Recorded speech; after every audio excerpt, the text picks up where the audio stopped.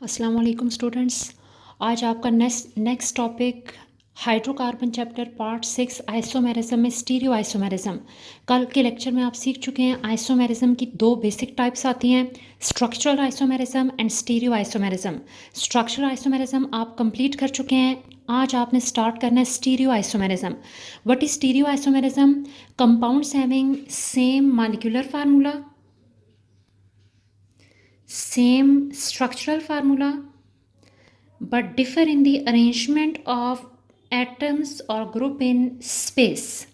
अब अगर आप यहाँ पे सबसे इम्पॉर्टेंट चीज़ देखें, कल जो आपने किया था स्ट्रक्चरल आइसोमेरिज्म, उसमें हम कहते हैं मॉलिक्यूलर फार्मूला सेम होता है बट डिफरेंट स्ट्रक्चर फार्मूला।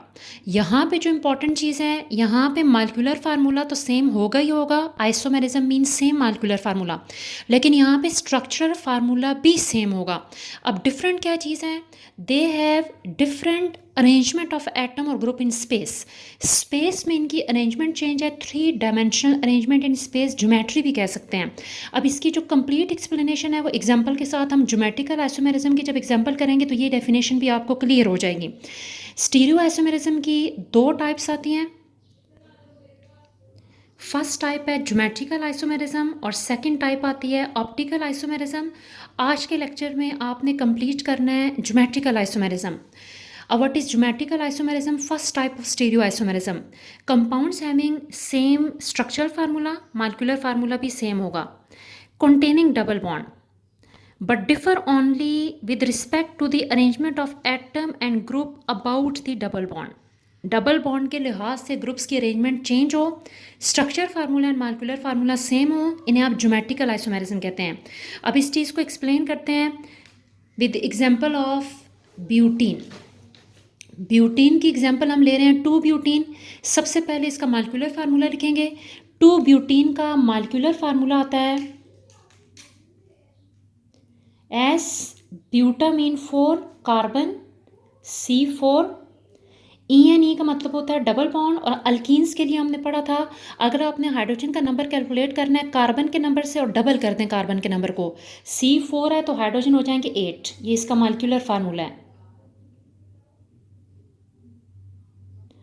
अब इसका स्ट्रक्चर फार्मूला, अगर हर कार्बन को विद बॉन्डिंग आप सेपरेट बनाएं तो इसका स्ट्रक्चरल फार्मूला बनता है। सो ब्यूटीन का स्ट्रक्चर फार्मूला बनाते हैं 2 ब्यूटीन का। ब्यूट मीन आपने 4 कार्बन बनाने हैं,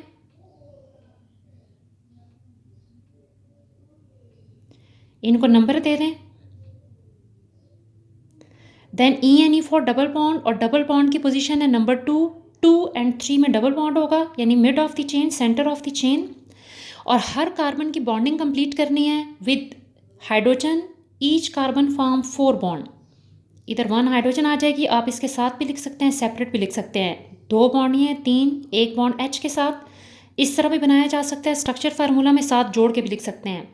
एंड CH3, ये इसका आ गया स्ट्रक्चरल फार्मूला। सो ये स्ट्रक्चरल फार्मूला है, ये मालिकुलर फार्मूला है।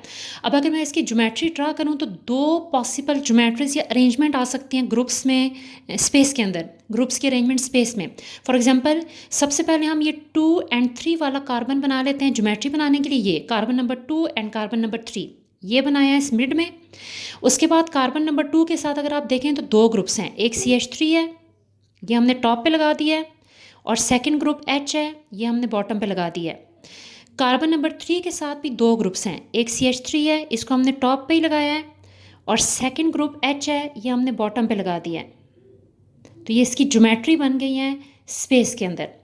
ये जो आपके पास है इसको कहते हैं सिस 2 ब्यूटीन। अब सिस क्या वजह है वो आगे देखेंगे। इसी को हम ऐसे भी बना सकते हैं, ये कार्बन नंबर 2 एंड 3 मिड वाले, ये मिड में आ गए।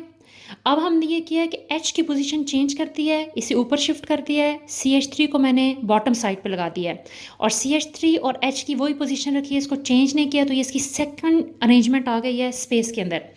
अब जो फर्स्ट आपके पास आइसोमर है जिसमें 2 सिमिलर ग्रुप सेम साइड पे आपको नज़र आ रहे हैं, ये देखें, same group CH3 and CH3 on top of the double bond. So double bond के लिहाज से देखना है तो ये डबल बॉन्ड के टॉप पे हैं।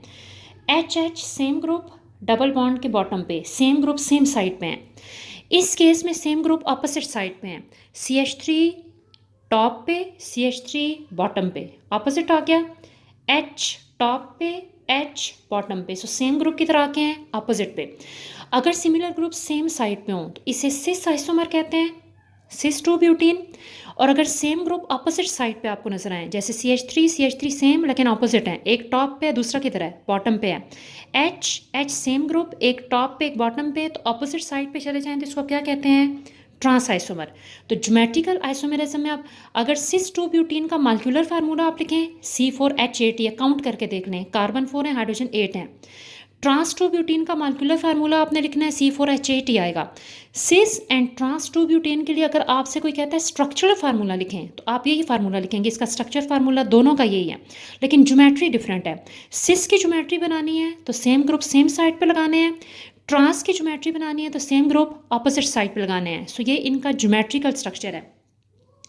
अब सिस एंड ट्रांस ज्योमेट्रिकल आइसोमेरिज्म की क्योंकि दो टाइप्स आती हैं, सिस एंड ट्रांस, इसीलिए सिस एंड ट्रांस ज्योमेट्रिकल आइसोमेरिज्म को सिस एंड ट्रांस आइसोमेरिज्म भी बोला जाता है। अगर आपको क्वेश्चन आता है write note on geometrical isomerism या write note on cis trans isomerism, दोनों एक ही चीज़ हैं।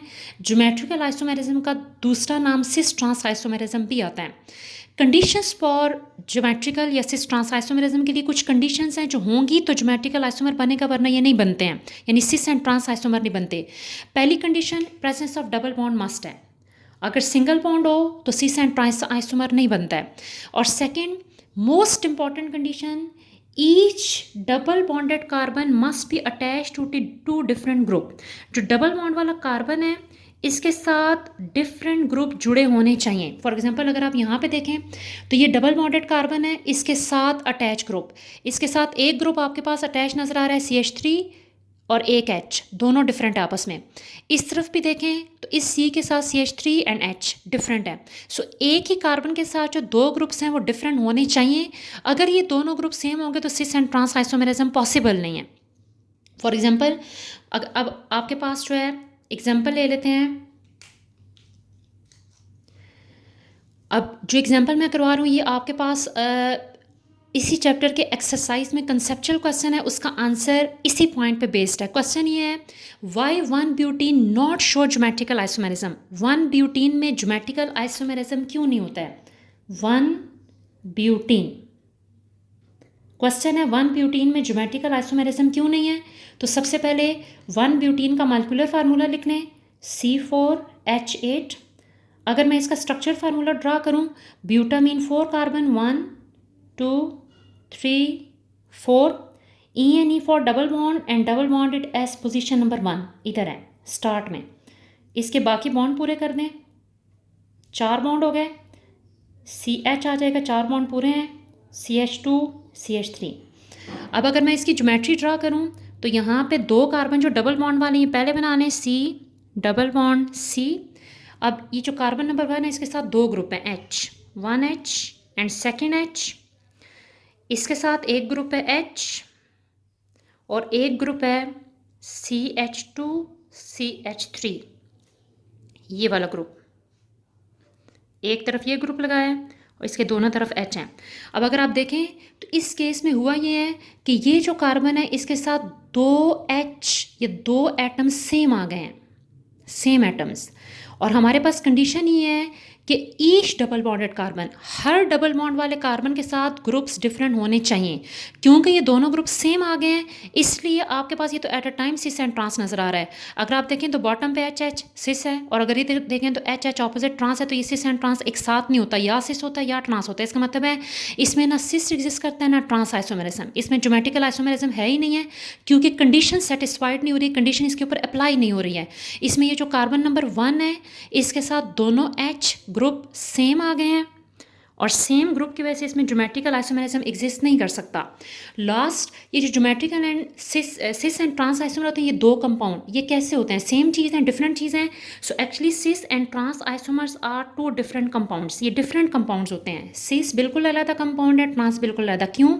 Because they have different properties. इनकी फिजिकल प्रॉपर्टीज़ भी टोटली चेंज होती हैं, इनकी केमिकल प्रॉपर्टीज़ भी टोटली चेंज हैं। Melting point of cis is different from trans, density of cis is different from trans, reaction of cis is different from trans। so इनकी chemical and physical properties change हैं, इसलिए ये 2 different compounds होते हैं। और यहाँ पे आपका ज्योमेट्रिकल आइसोमेरिज्म वाला टॉपिक कंप्लीट हो गया है।